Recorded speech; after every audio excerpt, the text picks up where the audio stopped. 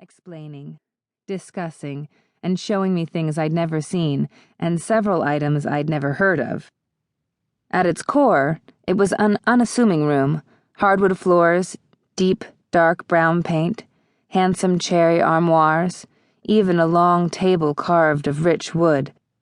However, the chains and shackles, the padded leather bench and table, and the wooden whipping bench gave away the room's purpose. A lone pillow waited for me below the hanging chains. I dropped to my knees on it, situating myself into the position Nathaniel explained I was to be in whenever I waited for him in the playroom. But resting on my heels, back straight, right hand on top of my left in my lap, fingers not intertwined, and head down. I got into position and waited. Time inched forward. I finally heard him enter through the front door. "Apollo," he called, and while I knew he spoke Apollo's name so he could take him outside again, another reason was to alert me who it was that entered the house, to give me time to prepare myself, perhaps for him to listen for footsteps from overhead, footsteps that would tell him I wasn't prepared for his arrival. I felt proud he would hear nothing. I closed my eyes. It wouldn't be long now. I imagined what Nathaniel was doing, taking Apollo outside, feeding him maybe.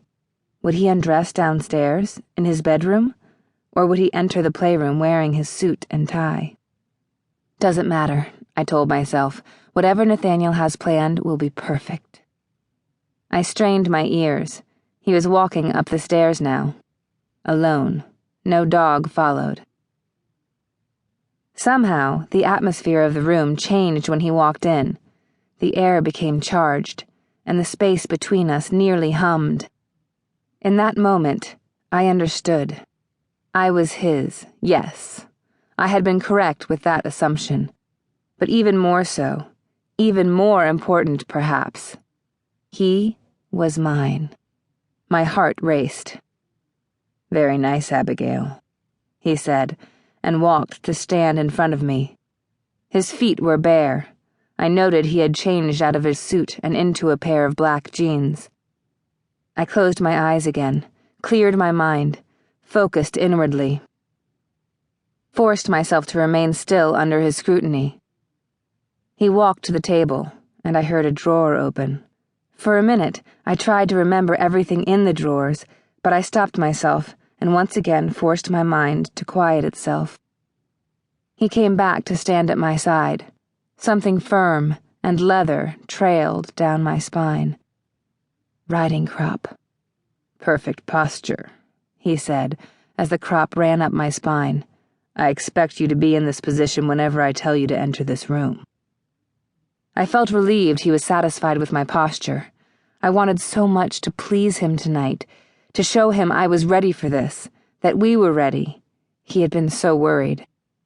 Of course, not a bit of worry or doubt could be discerned now, not in his voice, not in his stance. His demeanor in the playroom was utter and complete control and confidence.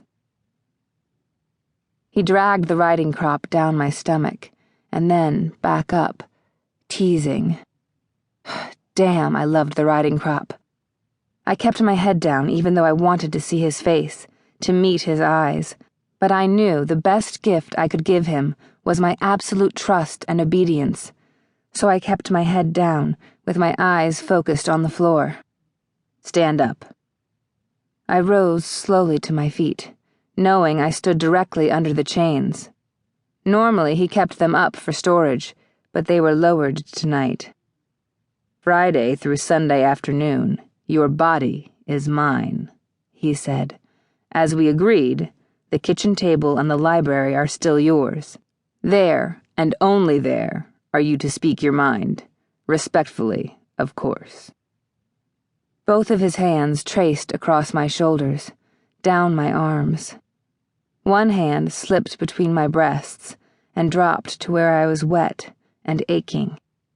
"This," he said, rubbing my outer lips, "is your responsibility. I want you waxed bare as often as possible. If I decide you have neglected this responsibility, you will be punished."